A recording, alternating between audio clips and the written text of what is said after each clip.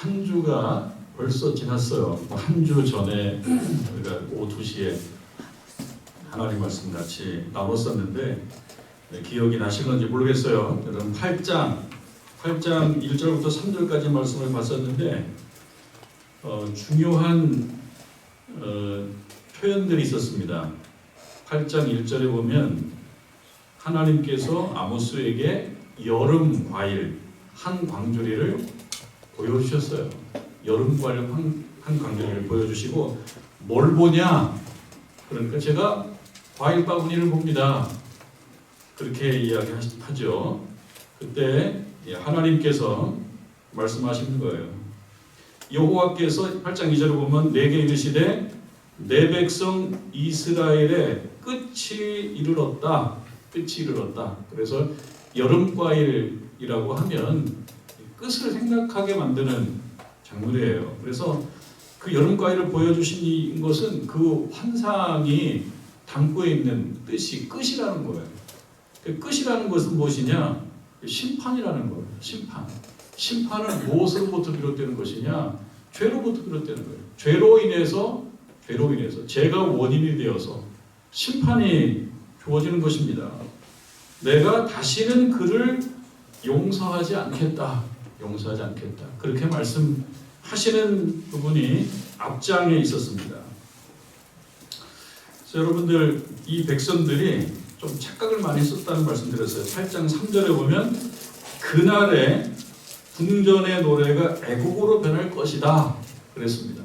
궁전의 노래라고 하면 애곡이 아니죠. 궁전의 노래는 기쁨이고 즐거움이고 환희고 그것이 궁전의 노래인데 이것이 애곡으로 변할 것이다. 그래서 사람들이 이 말을 들으면은 깜짝 놀라겠죠. 말도 안 되는 이야기입니다. 그 날이라고 하면 이 백성들에게는 여호와께서 우리를 위해서 일하시는 날이에요. 그 어떤 기대가 있겠습니까? 그거는 승리의 날이고 해방의 날이고 자유의 날이고 기쁨의 날이고 잔치의 날이 그 날이에요. 그러니까 이 백성들은 그 생각이 머리에 있습니다. 하나님께서 우리를 사랑하신다. 사실 우리들도 살아가면서 하나님께서 우리를 사랑하신다라고 믿고 사는 거는 참 중요한 것 같습니다.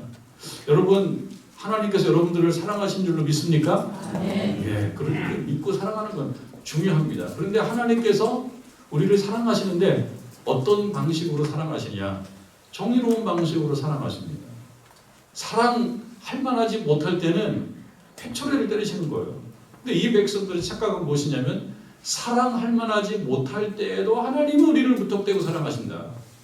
이렇게 생각하고 가다 보니까 삶과 신앙이 자꾸 이렇게 갈라지는 것입니다. 그 부분을 지적을 하고 있습니다. 그래서 이 그날이라고 하는 것은 이 백성들이 축복의 날이고 승리의 날이라고 했지만 그날은 그날 이전의 삶을 반영한다라고 하는 것을 잘 인정하지 않고 사는 거예요. 그러니까 그날 이전과 그날은 이렇게 연관되어 있고 연동되어 있어요. 하나님께서는 그날 이전에 이 백성들이 복받을 만한 존재로 살았느냐를 중요하게 생각하시는 거예요. 하나님이 나오셔서 채점 보는데 점수가 형편없으면은 너 이 녀석 일로 와봐. 너 손바닥 내밀어. 우리 어렸을 때는 학교에서 손바닥 많이 때렸거든요. 너 손바닥 내밀어. 그것이 심판이거든요. 그런데 점수와 상관없이 항상 나는 상을 받을 거라고 하는 근거는 무엇입니까? 하나님 백성이니까. 하나님 백성이니까 무조건 상을 받는다. 하나님 백성이기 때문에 그날 이전에 어떻게 살았는지를 하나님은 계수하신다는 것, 판단하신다는 것입니다. 그러니까 여기서 벌써 이 백성과 하나님 생각이 갈라지는 것입니다. 오해가 있어요. 우리를 무조건 복 주신다. 무조건 복 주시는 것은 없습니다. 그러니까 그날 이전에 어떻게 살았느냐. 우리가 주일날 오면서 주일날 하나님 복 주시는 날 아닙니까? 주일날 복 주십시오. 라고 우리는 기도하지만 하나님께서는 주일 이전의 삶도 이렇게 살펴보시는 하나님이시기 때문에 우리가 주일을 맞이하고 하나님께 나오기 전에 하나님 뜻에 부합하는 삶을 살아야 된다. 그런 의미에서 우리가 오늘이라고 하는 이 선물을 하나님으로부터 받은 거 아닙니까? 이 오늘은 그날 이전이에요. 아직 그날이 안 왔어요. 그날은 하나님께서 점수 매기시는 날이에요. 그러니까 오늘이라고 하는 날은 그날을 위해서 오늘 준비해야 되는 날입니다. 그러니까 여러분 말씀을 듣고 오늘 하루를 또 마감하시고 살아가실 텐데 그날을 위해서 준비하는 삶을 우리가 살아가는 겁니다. 당연히 그러니까 오늘이라고 하는 이 하루는 완성품이 아닙니다. 기회입니다. 기회. 기회라고 하는 것은 그 자체로 뭐 큰 선물은 아니잖아요. 기회를 잡아야지 그것이 복이 되는 거지. 기회라고 하는 것은 휙 날아갈 수가 있거든요. 그러니까 오늘이라고 하는 날은 날아갑니다. 오늘을 잘 잡지 않으면 날아간다. 우리가 때때로 하나님 말씀을 통해서 심판의 말씀도 듣습니다. 그런데 심판을 선언하신 것과 정말 심판의 날 사이가 이만큼 있어요. 우리에게 그게 기회인 거예요. 하나님께서 심판을 선언하세요. 아모스를 통해서. 그리고 아직 심판이 안 왔어요. 그러니까 심판이 오는 것, 구체적으로는 이스라엘 역사상에 주전 722년 이스라엘이 망하거든요. 이 말씀이 선포된 것은 대략 한 30년 전이에요. 그러니까 이 말씀이 선포된 이 선포와 실제로 이 심판이 이루어진 약 한 30년간에 이들에게 기회가 있었습니다. 이것을 잘 살아냈을 때는 사랑이 풍성하신 하나님께서 그저 무조건 때리시기를 원하시지 않아요. 이렇게 말씀하시지만 근데 이 기회를 잘 살리지 못했죠. 우리에게 주는 교훈은 우리가 오늘이라고 하는 말하자면 심판과 선언 사이를 살고 있다라고 본다 그러면 오늘을 잘 살아내는 사람 어떻게 잘 살아냅니까? 하나님 앞에 신앙적으로 신앙의 의무를 다하는 것이고 또 하나는 신앙의 의무라고 하는 것은 삶과 유리되어 있지 않아요. 우리가 그 뒷부분도 살펴보겠지만 하나님께서 이 백성을 계속 지적하는 건 뭐냐면 교회는 다니면서 그거예요. 교회는 다니면서 교회만 나가면 이상하게 달라진다는 거예요. 그걸 계속 말씀하고 있어요. 이제 우리가 4절 이후에도 살펴보겠지만 교회는 다니면서 교회 나가면은 사람이 이상해진다. 교회에서 보는 얼굴은 굉장히 덕스럽고 은혜가 충만한 것 같은데 그저 교회 문턱을 나가면 사람이 다른 사람으로 바뀐다라고 하는 것이 오늘 하나님께서 아모스를 통해 이 백성들을 꾸중하고 있는 그런 내용이거든요. 그것을 우리가 살펴보는 것입니다. 2절 보면 2절 끝에 보면 내가 다시는 그를 용서하지 않겠다 그랬어요. 용서하지 않겠다. 여기서 용서하다라고 하는 것의 목적어는 그를이라고 되어 있는데 이 그라고 하는 것은 이스라엘 백성들을 얘기하지만 이스라엘 백성들의 어떤 행위를 간과하지 아니하시겠다 그런 뜻입니다. 그러니까 용서하지 않겠다라고 하는 것은 뭔가가 있다는 거예요. 어떤 내용? 도대체 뭐가 있길래? 그러니까 우리가 궁금해해야 될 부분이 그거예요. 아니 무엇이 있길래 용서하지 않겠다고 말씀하셨나? 궁금해해야 되죠. 뭐가 있길래? 그 용서는 무엇이라고 하는 것을 전제하거든요. 이 무엇이라고 하는 것은 사실 앞에서 계속 얘기해왔고 특별히 아모스 2장 6절에서 16절까지인가요?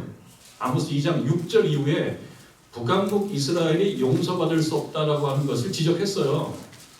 주로 여러 열방들을 향해서 하나님께서 이렇게 심판 예언했던 표현들이 있어요. 내가 어느 나라의 서너 가지 죄를 내가 용서하지 않겠다. 이런 표현을 계속 썼습니다.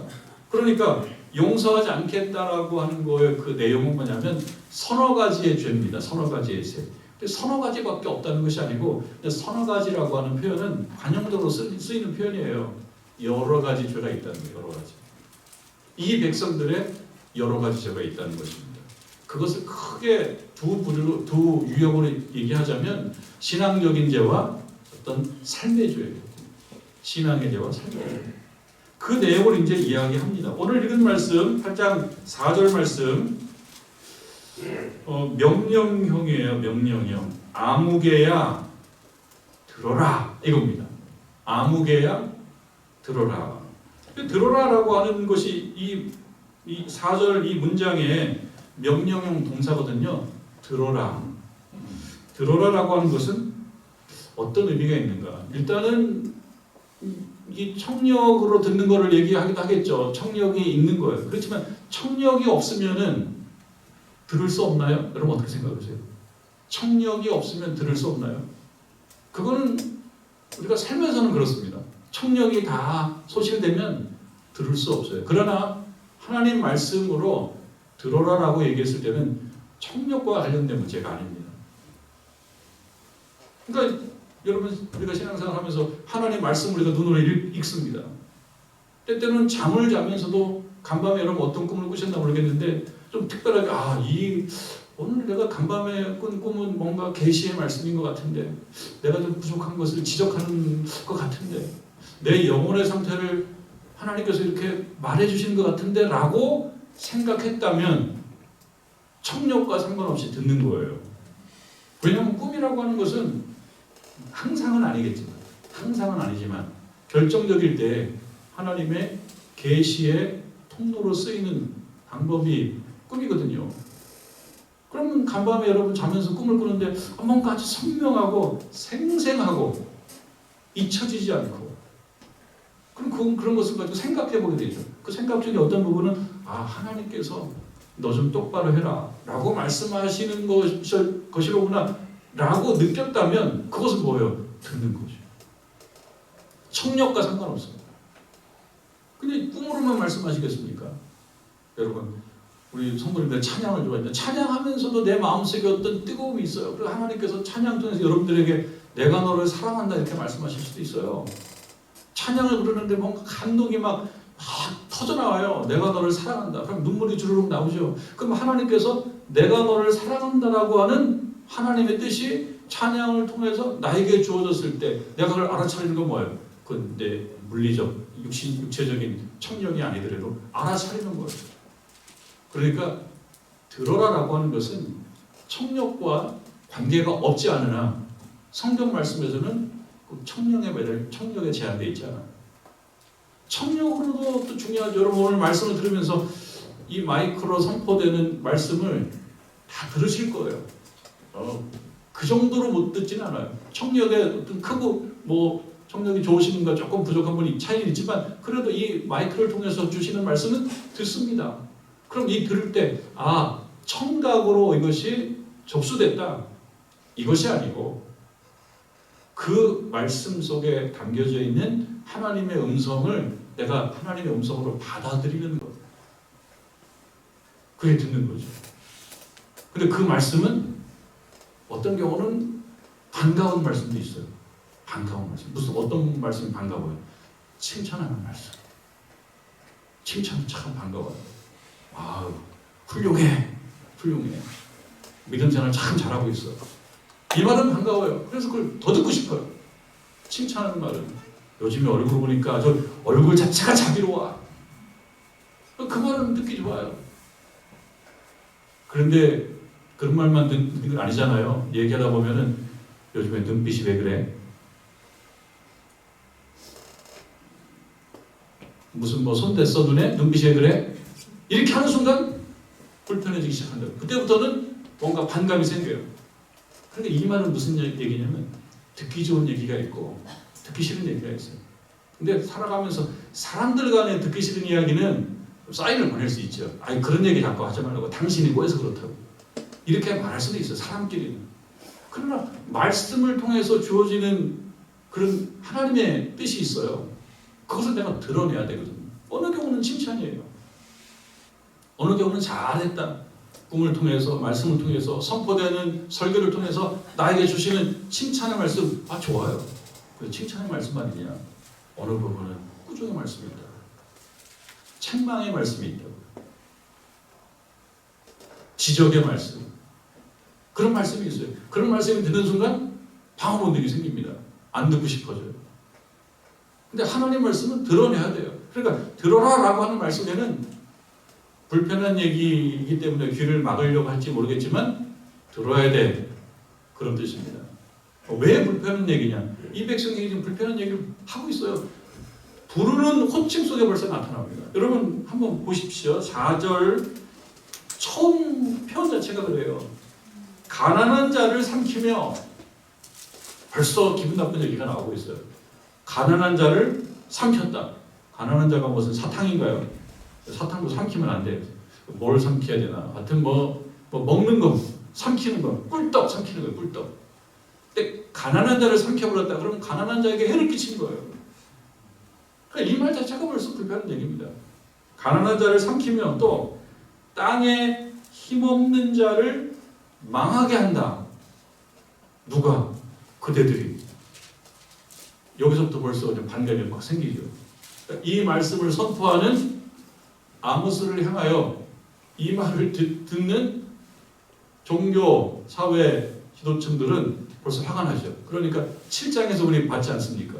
아마샤로 대표되는 당시의 종교 정치의 상층부에 있는 사람들은 이 말을 못하게 입을, 요즘 하는 말로 입을 틀어막는 거예요.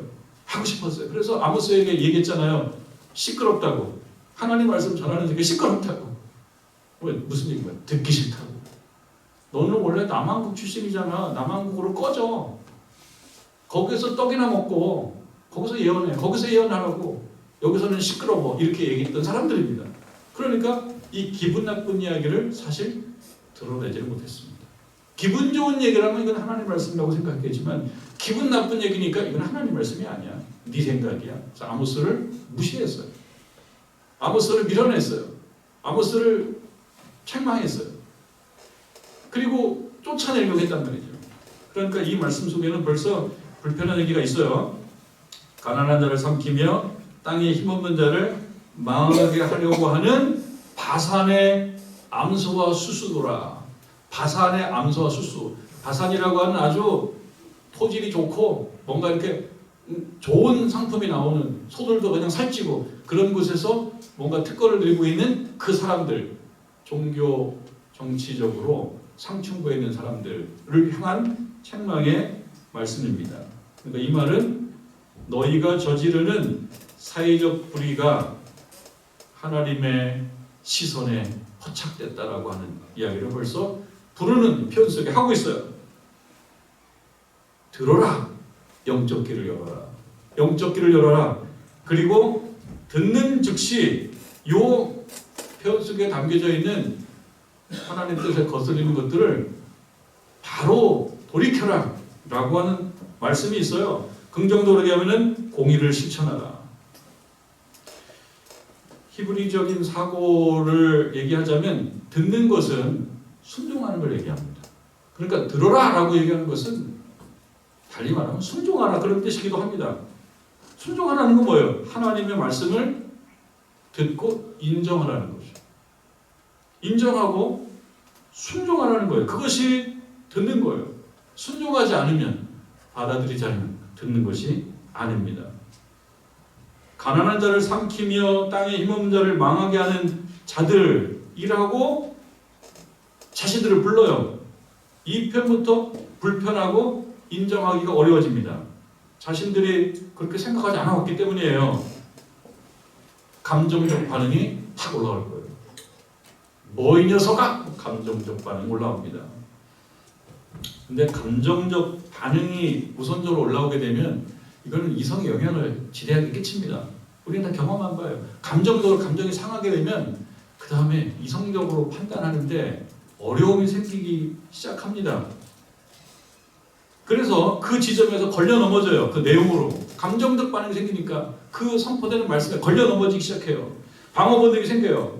그래서 앞으로 나아가지 못해요. 그래서 이 말이 담고 있는 실질적 의미를 안 듣는다고요. 감정적 반응을 해버리면. 그래서 이 말은 들어라, 들으라, 여기는 들으라 라고 하는 이 말은 무슨 뜻이냐면 감정적으로 받아들이지 말고 자신을 스스로 돌아보라는 거죠. 감정적으로 반응하지 말고 자기를 스스로 돌아보고 냉정하게 드러내라. 소화하라 그런 뜻입니다. 소화해라.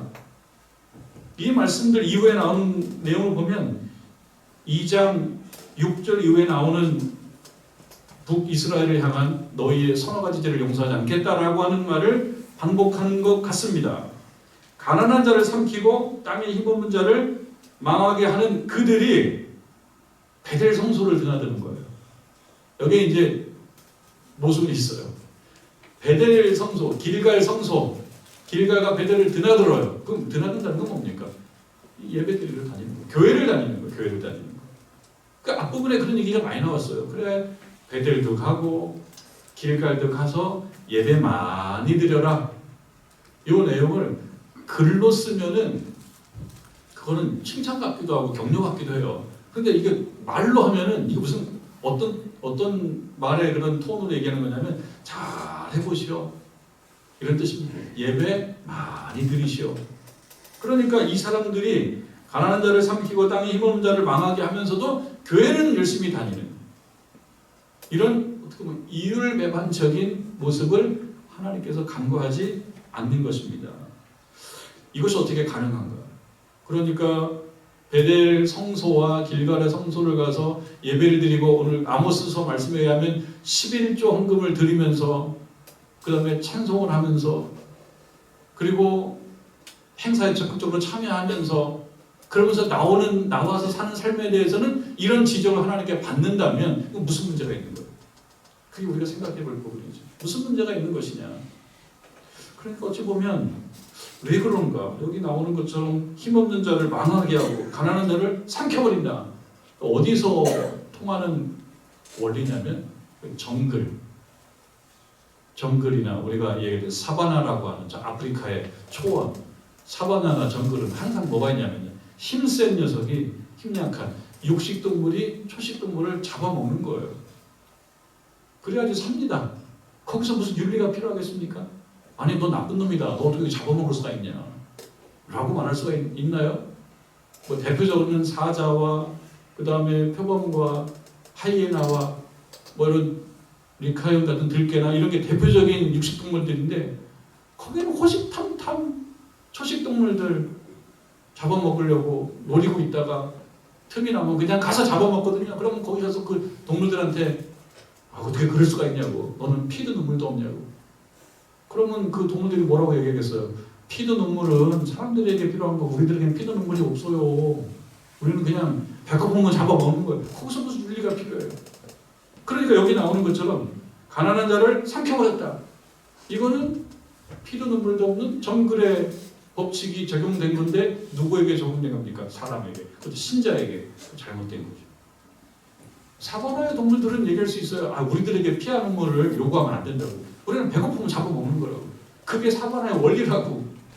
그런데 그것이 사람과 혹은 그중에 신자의 삶의 원리가 되면 안 되는데 이 사람들은 하나님이 가만히 보니까 약한 자를 잡아먹어. 동물이면 용서해 주겠는데 너희는 사람이라 용서를 못 해준다.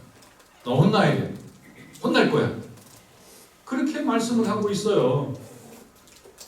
동물들이 불쌍함이라든지 긍휼과 자비로움 없지요.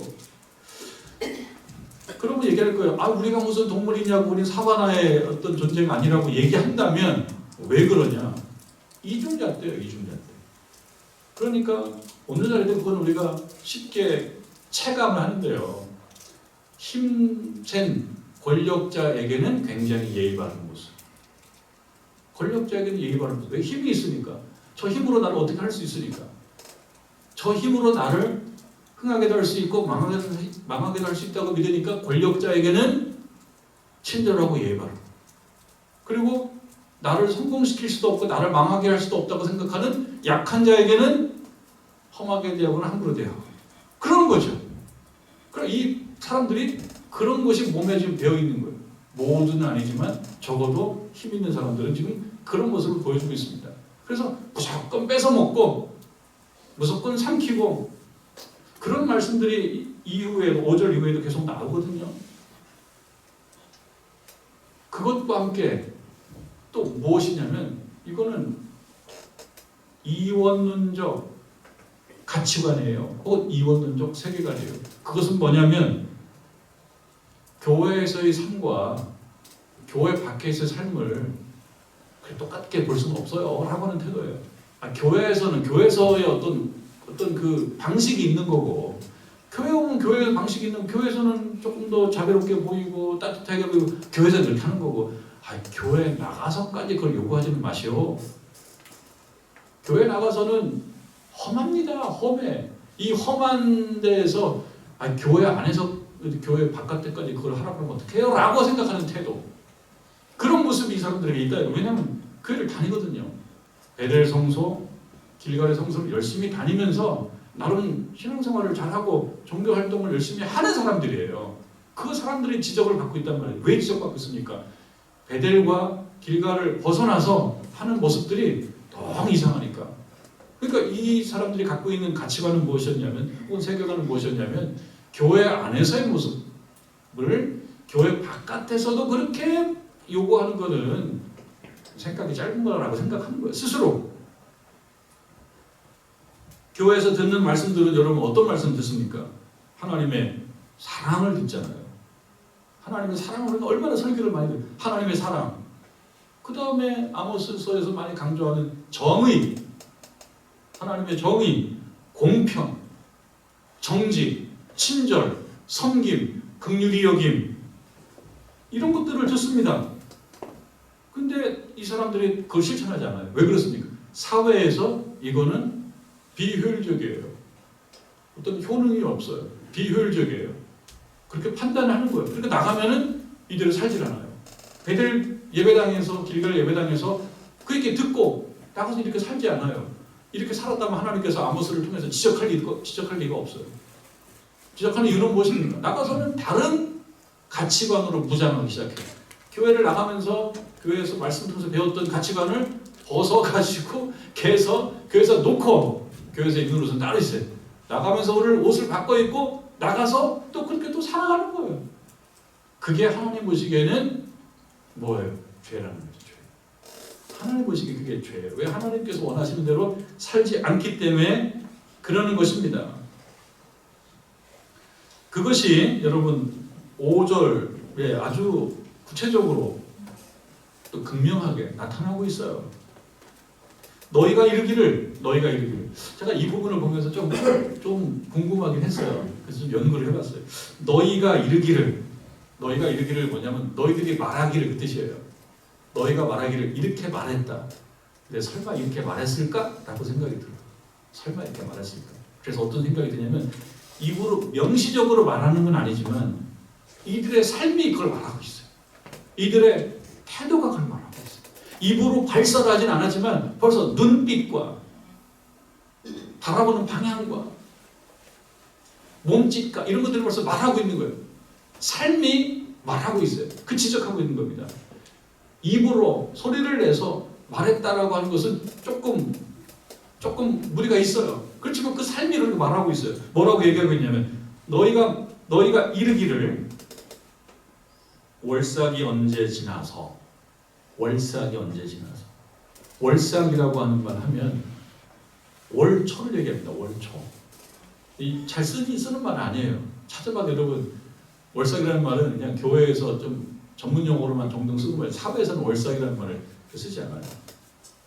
한자를 찾아봐도 그렇습니다. 좀 어려운 말인데, 그 사기라고 하는 말을 이렇게 찾아보니까 그게 역행하다, 역행.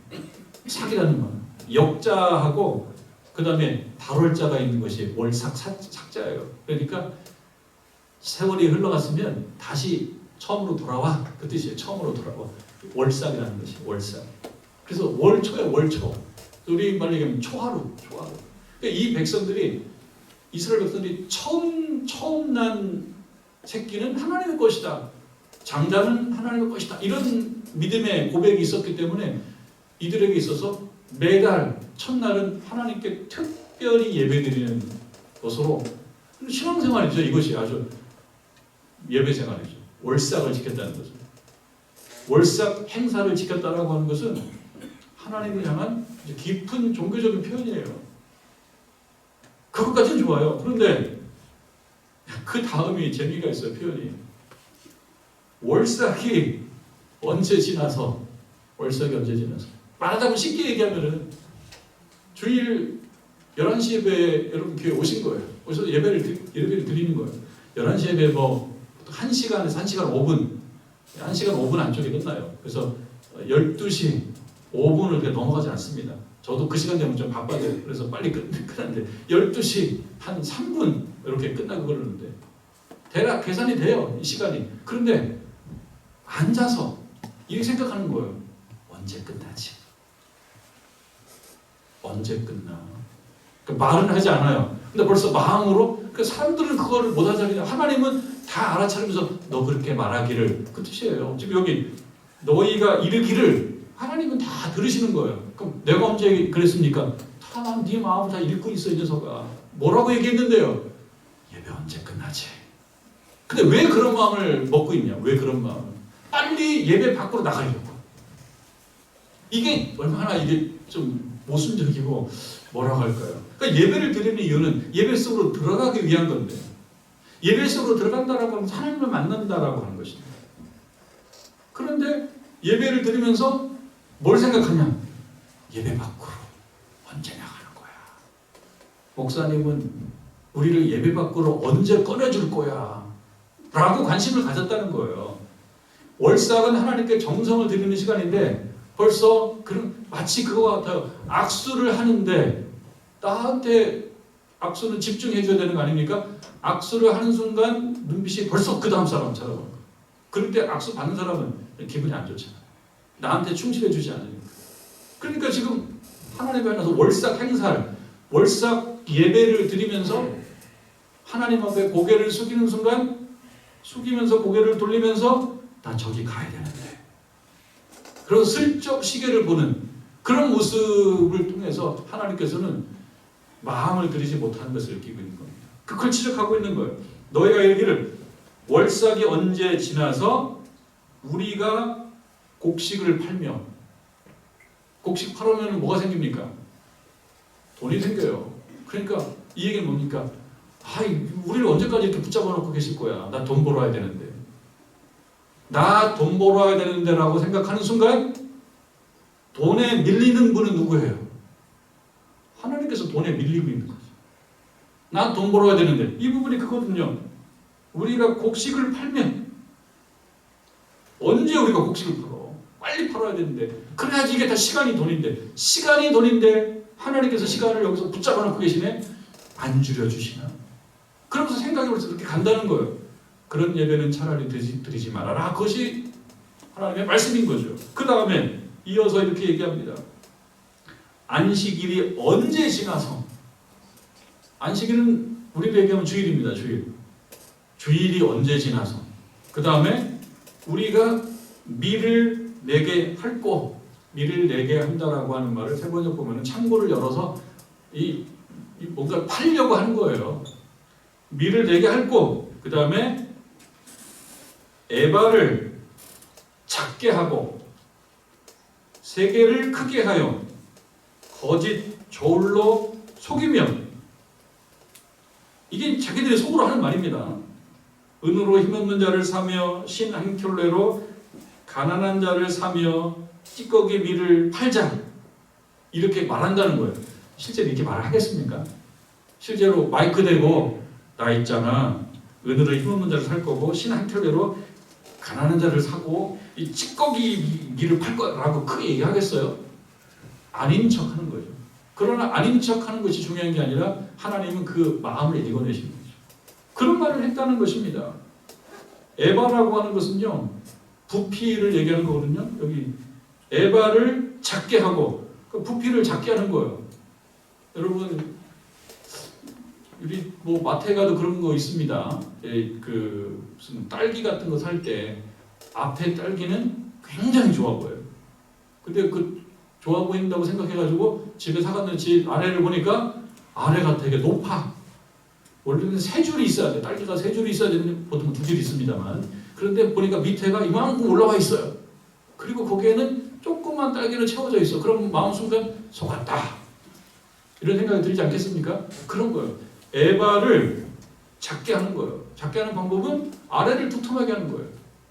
또는 이 크기를 통에 이 지름을 작게 하는 거예요. 그래가지고 덜 주는 거예요. 누구에게 덜 주고 그 다음에 많이 받아내는 거예요. 그리고 여기 그 다음에 세계를 크게 하여 거짓 졸로 속이며 세계를 크게 한다. 그러니까 예를 들면은 1kg를 잴 수 있는 저울추가 있어요. 저울추. 이거는 말하자면 더 많은 결과가 나오게 무겁게 만드는 거예요. 그렇게 해서 속이는 거예요. 추를 표준보다 무겁게 만들어가지고 실제로 내가 더 그렇게 당신들에게 많이 줬다 이렇게 거짓말하는 거죠. 이러한 것들로 하나님의 뜻을 거스리는 죄를 짓고 있다라고 하는 것입니다. 그런데 문제는 그들이 모두 종교인이고 교회를 다니는 신자였다라고 하는 점입니다. 오래 다니며 교회에 익숙해져 있어요.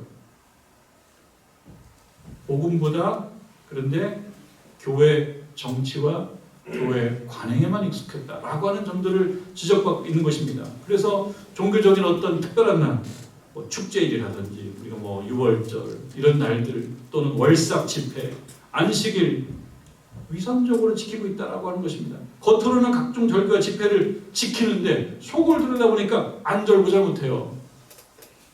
밖에가 궁금해가지고 예배당에 앉아있으면서 편안한 마음으로 예배를 드리지 못하는 거예요. 월삭과 안식일은 율법에 따라 매매가 금지돼요. 장사하고 그러는 거 아니에요. 그런데 관심은 절로 가 있는 거예요. 하나님을 경배하는 시간 자체가 아까운 거예요. 도대체 언제쯤 내가 돈 벌러 나갈 수 있지? 그러니까 신앙이 순수하지가 않은 것입니다. 우리들에게 주는 교훈은 무엇입니까? 우리들에게 주는 교훈은 우리는 어떤가? 우리도 예배 드리는 건 분명하다. 저도 그렇게 여러분 예배 드리는 건 분명해요. 하나님께 나오는 건 분명해. 맞아요. 혹시 말씀을 들으면서 하나님께서 우리 내면에서 이야기하는 소리를 오늘 말씀처럼 너희가 이르기를 이라고 말씀하시면 하나님이 들으셨을 때 야, 나 네 속생각 다 알거든. 너 하나님 말씀 주시는 말씀 그 중요하게 생각하지 않잖아. 다 알거든.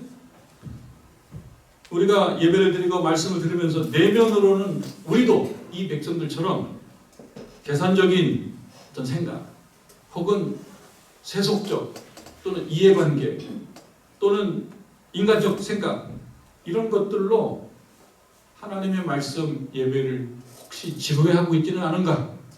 그리고 하나님께 드리는 이 월사, 안식일 이거 외에 다른 거에 대한 관심이 더 많지는 않은가라는 것을 생각해보라. 그 질문을, 그 도전을 오늘 8장 4절 이후의 말씀은 우리들에게 전해주고 있습니다. 지금 새벽 기도의 시간에 사무엘상 말씀을 보고 있는데요. 오늘 새벽에 그런 말씀이 있었어요. 사울에게 자꾸 악령이 틈타요. 악령이 틈타니까 어떤 결과가 생기냐면은 다윗을 자꾸 죽이려고 그래요. 근데 이것이 뭐라고 할까요? 이거 닭과 계란의 문제라고 누가 먼저라고 볼 수가 없어요. 말씀에 보면 사울이 자꾸 인간적인 모습을 자꾸 보여줄 때 악령이 틈타는 것을 봐요. 악령이 틈을 타요. 내 마음이 내 스스로 올바른 결정을 못하고 내가 더 세속화되어 있고 내가 더 욕심이 있고 하나님 말씀을 실천하지 못할 때 악령이 틈타면서 상황이 나빠지더라고요. 우리들에게 주는 교훈은 우리들에게 하나님의 선한 영이 틈타는 환경을 만들어야 돼요. 하나님의 선한 영, 성령께서 나와 함께하는 환경과 상황을 내가 만들어야지. 그렇지 않으면 악령이 이렇게 툭툭툭 들어온단 말이에요. 여러분 눈을 보이질 않아요. 가끔씩 하나님께서 여러분 꿈을 통해서라든지 어떤 예배를 통해서 느낌인 게 있어요. 아, 내가 지금 약간 시험이 있다. 내 자신이 깨끗하게 영적 성수를 늘 하고 있을 때 악령이 틈타지 않습니다. 관리하지 않으면 악령이 틈타서 상황이 나빠집니다. 우리가 예배드리고 기도하면서 회복하고 지켜야 될 영역이 바로 그런 부분이라는 것을 잘 알고 여러분 말씀 들으면서 또 찬송 부르시면서 기도하면서 하나님을 향한 우리들의 신앙의 자세를 다시 한번 점검하고 나아가는 저와 여러분 되기를 주님의 이름으로 축원합니다.